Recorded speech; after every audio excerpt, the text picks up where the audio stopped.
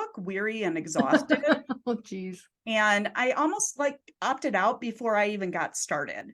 And I wouldn't have believed that in college. Like I was a go-getter. I was aim higher. And um it really struck me as I aged and became a parent myself, and probably having a daughter had something to do with, this momentum, but it felt like, you know, there aren't a lot of visible role models of women executives on their first marriage that are involved with their children, that are working on things that are aligned with their meaning and the values and building their own legacies. And so I committed to myself that if ever I was fortunate enough to have that opportunity, I wanted to be more of a visible role model, because I think I've made my little dent in a huge problem that will take multiple generations to solve.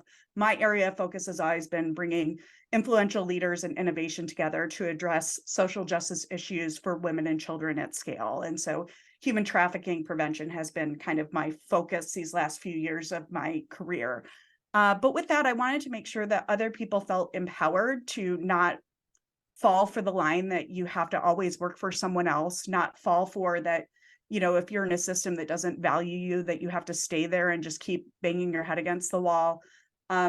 It took me 18 years to figure out how to step into my own power. And I hope that I can fast forward that a little bit more for other women who are mid-career in that director VP level, maybe in companies that have an idea, have a vision, and want to have the opportunity to really step out and lead, whether that be as an entrepreneur within the company, which I've done, or as an entrepreneur. And, I think I stayed too long.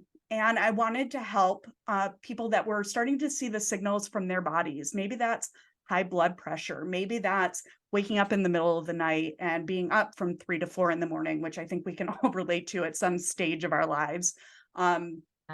To listen to your body's signals, slow down, get really clear on where you want to go so that you can go really fast and step into that leadership. So it's kind of a third memoir, a third how-to 90-day plan, very specific and actionable. Yeah. And then a third around, how to create that next phase of your life successfully as either an entrepreneur or an entrepreneur.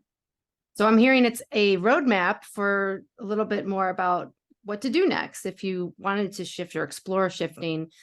And I love your path of going from corporate world to entrepreneurship. I feel like that's a common path, especially for women who potentially want to shift and change it up because of what you were saying, in that women are, I think, tasked more with responsibilities outside the home,